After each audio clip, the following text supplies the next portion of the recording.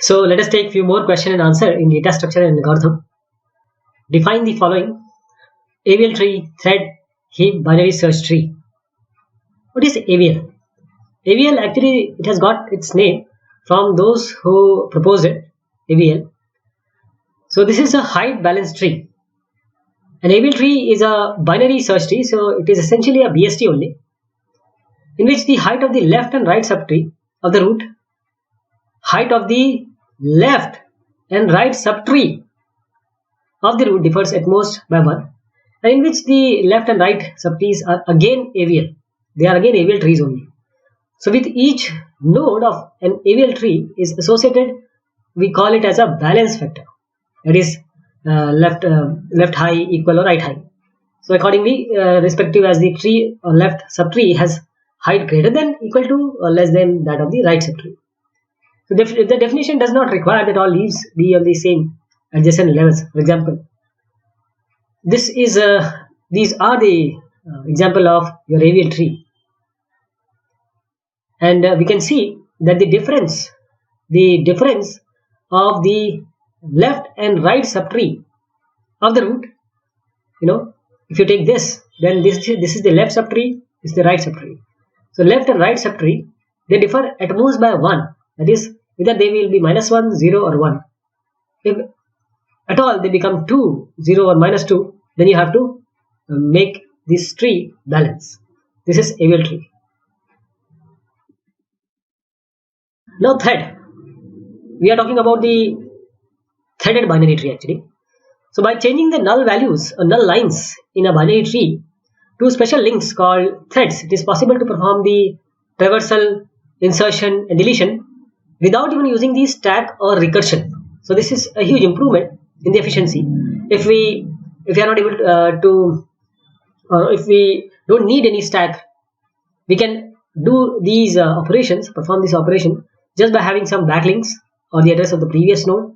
So in a threaded binary tree, each null link is replaced by the special link to the successor of that node under in-order traversal called right threaded.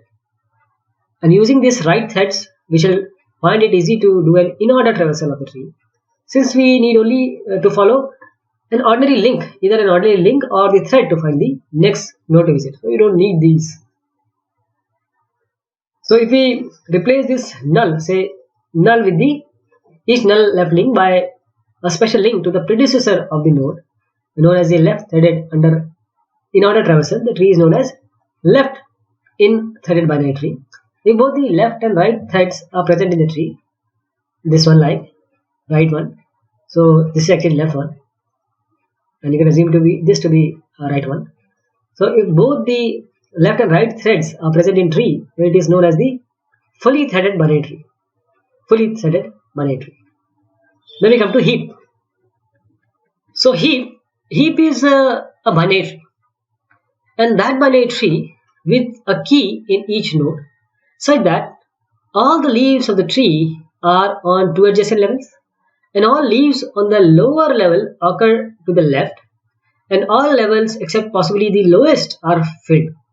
So the information, the root is at least as large as keys of its children. That means it has to be larger than all these children.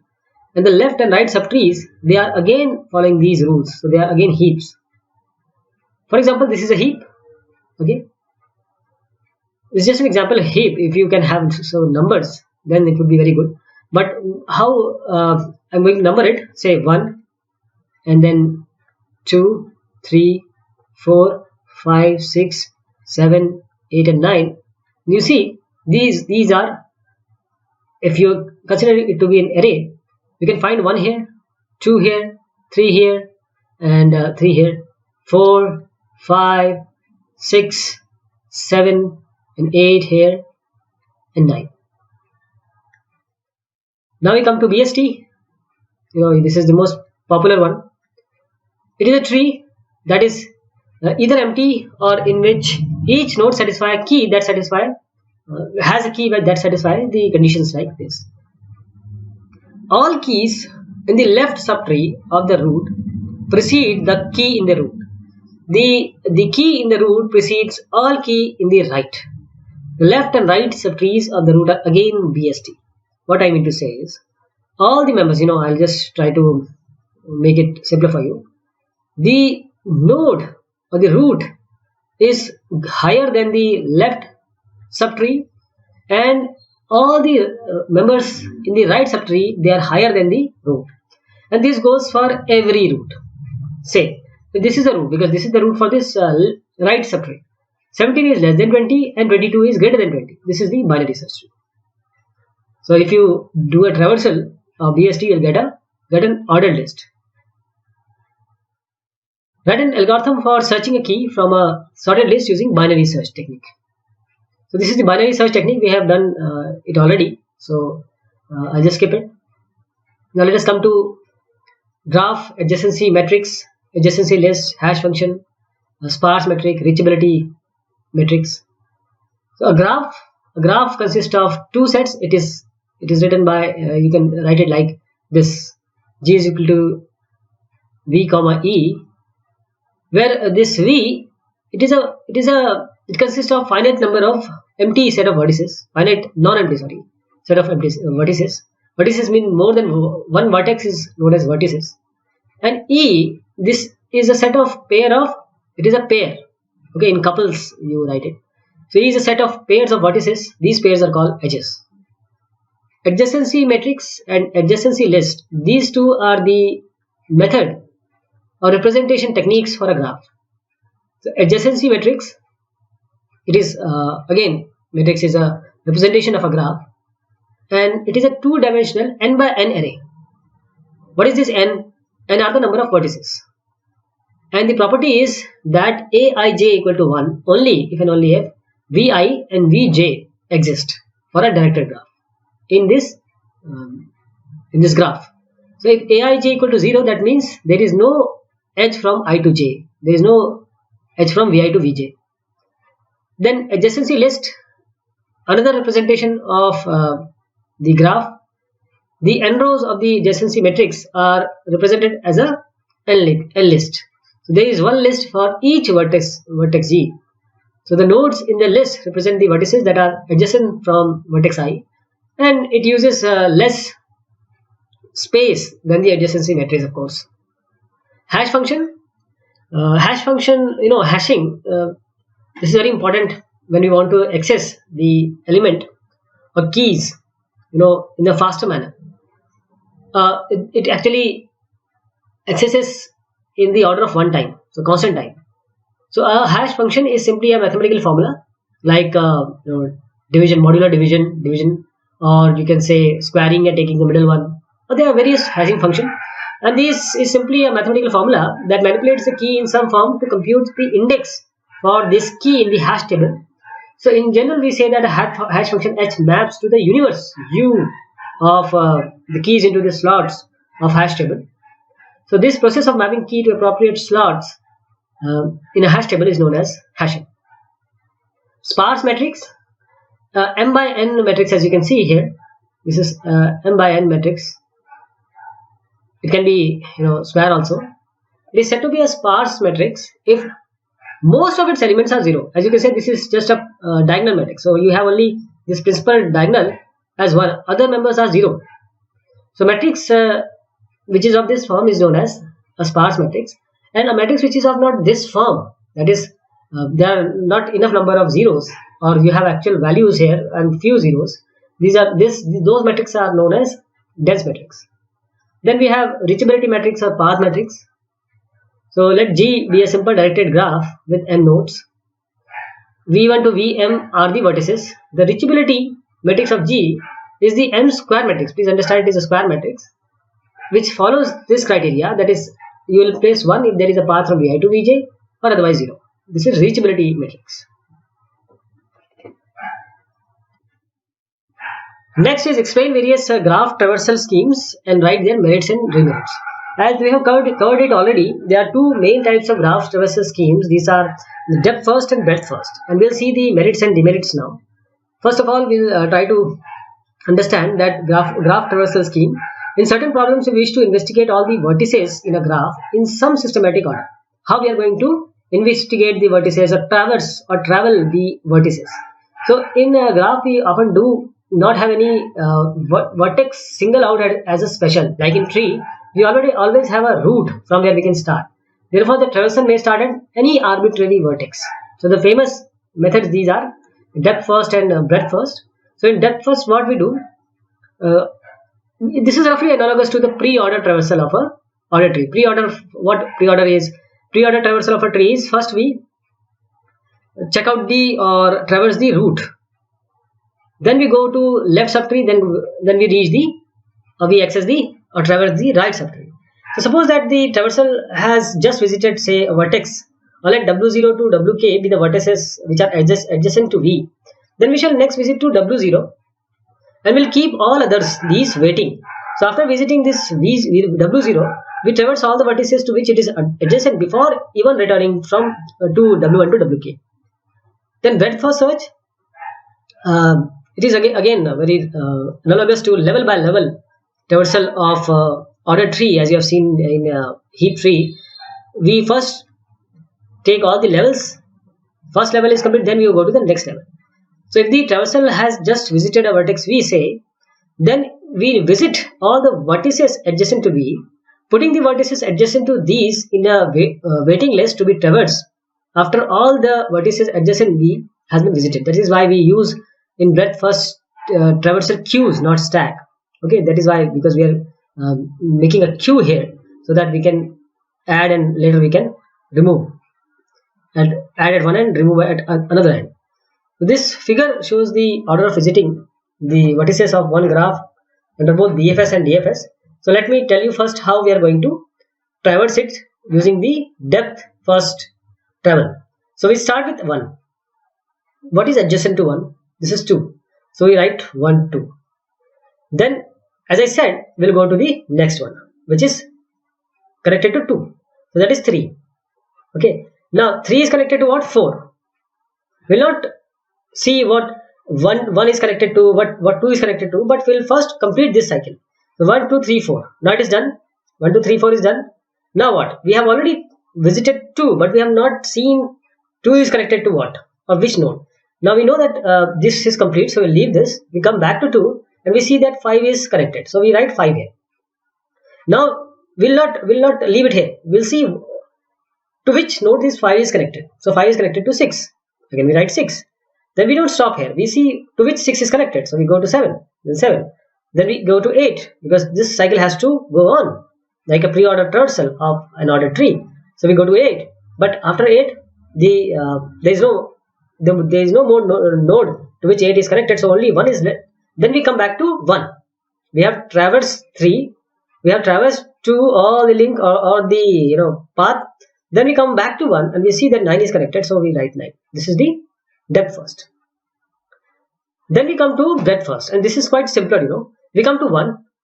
There is say one edge from 1 to 2 and one edge from 1 to 9. That is that the length is only 1, means we have to traverse say one number of edge. So this is at these two are at same level, 2 and 9. So we write up 2 and 9 after.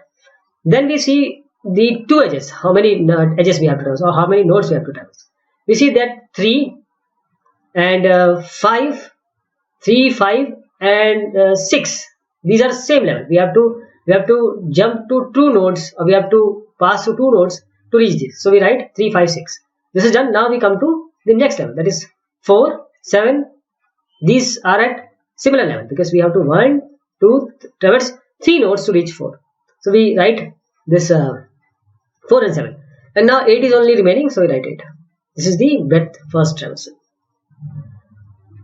Now next is write the short notes on decision and game trees, polynomial representation and manipulation using linked list, analysis of algorithms, and queues. So what is this decision tree and game tree decision tree?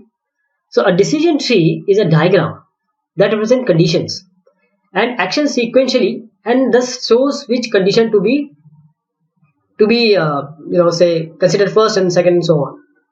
So it's also a method showing the relationship of each condition and its permissible actions. So in a decision tree, the root of the node is the starting point of the decision sequence. I'm just writing here 0 or 1. 0 for no, 1 for yes. So if 0 is there, we take this path or do something. If 1 is there, we do something else. So this is the decision type of decision tree. So root is the starting point. The particular branch to be followed depends on the condition that exists and the decision to be made progressing along a particular branch in the resulting of making of a series of decisions here.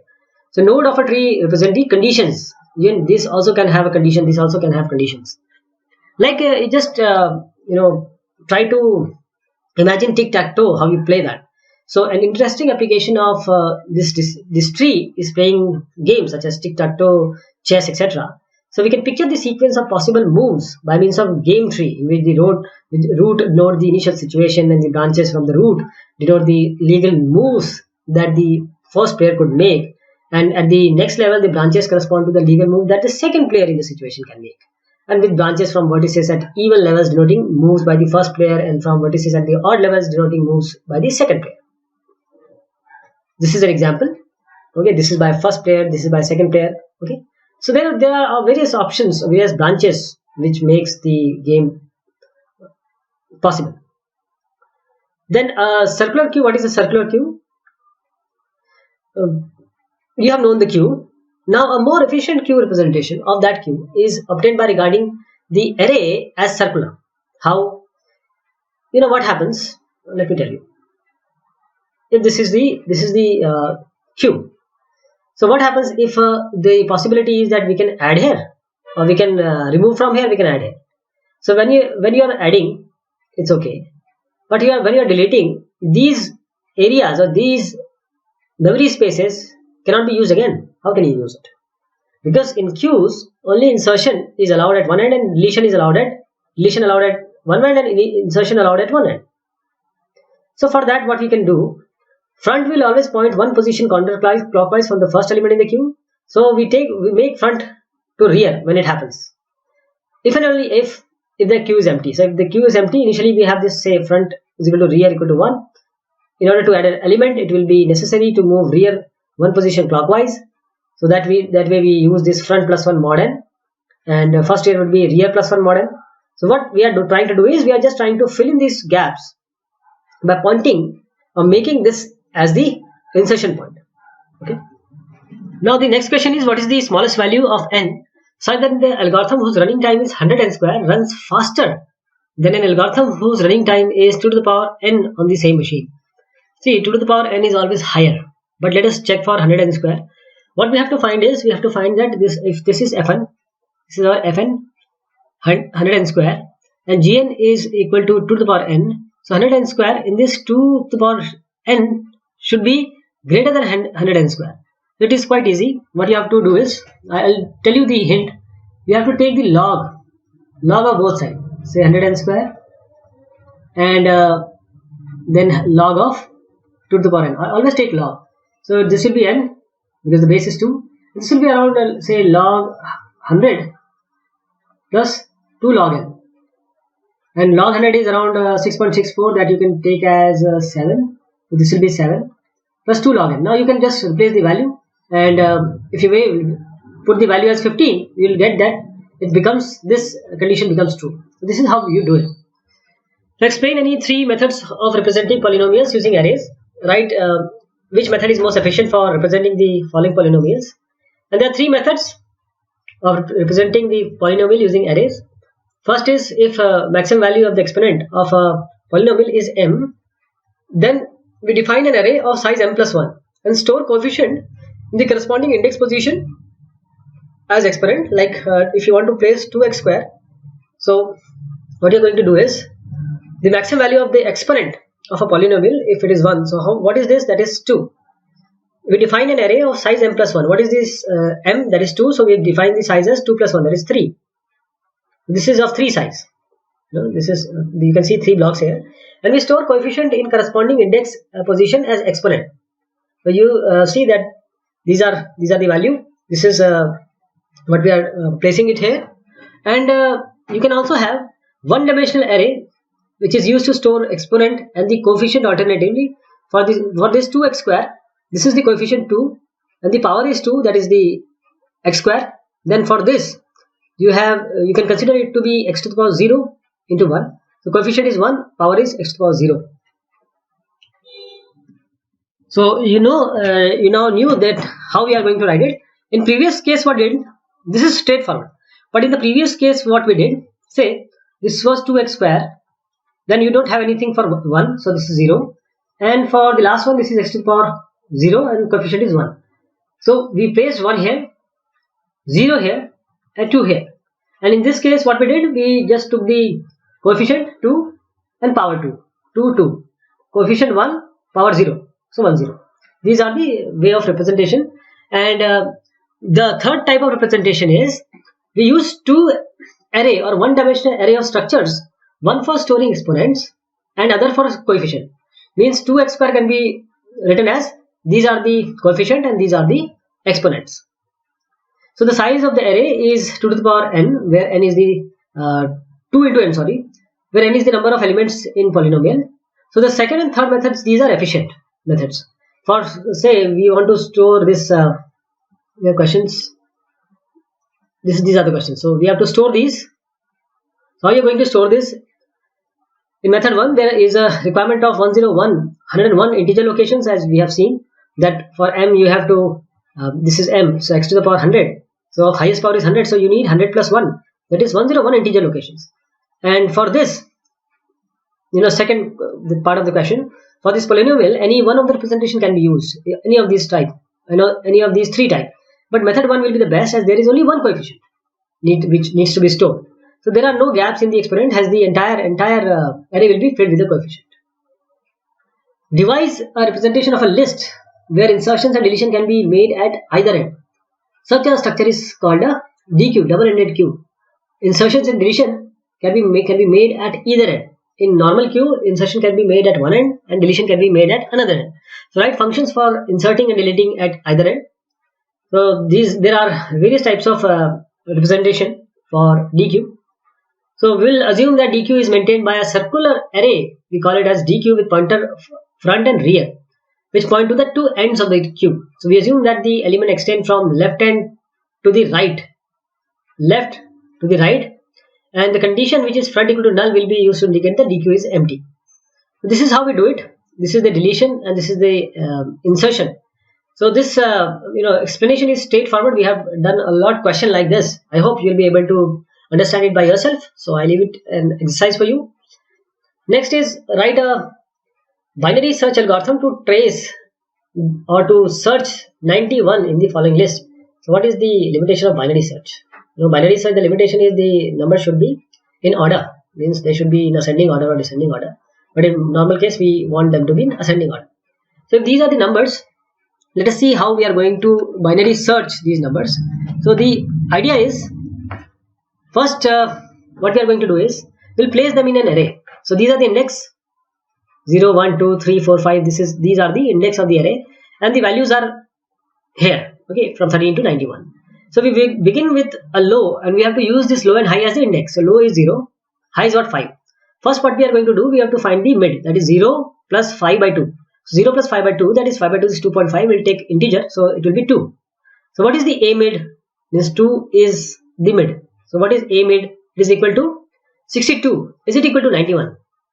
What we want to find out? No, it is not. But we see that the 62 and 91, if we compare 62 and 91, 62 is less than 91. Low is less than high. So now what we do? We change our low to mid plus 1, and high will be, we find the mid now, because we have got the new values. 3 will be the new low, and high is of course 5. So this 91 is greater than 62. So we discard these two, and we'll see our value, we'll find our value, the 91, only at these positions, or only in this array, this sub array to be precise. So we have already checked this, we'll not take this. This is the new low, this is the new high. So 3 plus 5 by 2, that is 4. We'll check 91 with 88. Are they matching? No, they're not matching. And we'll see 88 is less than or 91 or greater than 91. 88 is less than 91. So what we are going to do? We'll now take low as mid plus 1. Again, we'll go to the higher side. We'll leave this. Low is mid plus 1, that is 4 plus 1, 5. And high is again 5. So 5 plus 5 by 2, that is 5. So we search at A5. and we see that it matches. A mid is of course 91. So what is the limitation of binary search? The complexity of binary search is order of log n. Base 2. The complexity is same irrespective of the position of the element, even if it is not present in the array. So the algorithm assumes that one has direct access to the middle element in the list or a sublet. So this means that the list must be stored in some type of array. But unfortunately, inserting an element in an array requires element to be moved down the list, and deleting an element from an array, it requires element to be moved up the list. So this is first limitation, and the other is, as I indicated earlier, the list must be sorted. Now, what are the two phase in heap sort algorithm? Sort the following data using heap sort and show all the intermediate steps. So let us see this now. So these are the values for which we have to do this heap sorting. So there are two phases of heap sort. First, we have to create heap, and then we have to do sorting via deletion. So sorting of this number using heap sort will create us this heap. Let us see. First 88, then 12 has come. So we know that first we fill the left one, then right one. So 12 has come, we'll place it on the left side, because 88, 12 is lower than 88. Then the number has come 91, 91 is greater than 88, so we'll place it in the right one, right node.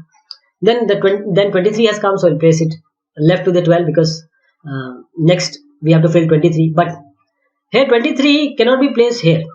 Why? 23 is greater than 12, and we know that in the heap the above node should be greater than all the lower childs. So we'll change the situation. 23 will be exchanged with 12. Now 23, 12 is there. Again, now 10 has come, so 10 will be placed on the right. First we have to fill left then right. The left has the idea of exchanging has been done. Now 10 will place it here. Then 36 has come. 88 left is free. 36 will place. 45 has come. 45 will place here. No problem, because 88 is greater than 36 and 45. Then 55 has come. We'll place it here. 55. But now the problem has come. Why? Because 55 is larger than 12. We cannot do this. We have to make or place 55 its current position, change its current position, so that 55 is the higher of these values. So what we are going to do, we'll exchange it with 23. Okay, then 23 will come here and 12 will go down. 55 has come here and the position has been changed like this. Now 39 has come. 39. Now the next one is 39. So we'll place 39 here. 81 has come. Where you are going to place 81 now? 81, because now you have to place it here, but there will be a change. So we'll place 81 here, but we have to shift it. So 81 will, because 81 is lower than 39. So 39 will be placed here. Again we'll check. 81 is again higher than 55, so 81 will go here, 55 will come here. So this is the heap. Okay, now this heap has been made. Now what we are going to do, we will delete 91. 91 will be the highest. This is, once we have created the heap. So let me tell you that we have two things which we need to be done.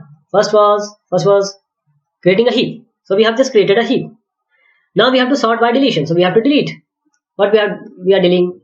21 will delete, and we'll delete then 80. Next one is 88, so we'll delete 88, then 81 likewise. So this is how 81, 55, 45, 39, 36 and 23. Every time we have to heapify we have to arrange the heap so that the heapify condition always is true. It always holds true. Then finally we delete 15 and delete 12. So this is how we get the sorted list, by deleting the top nodes,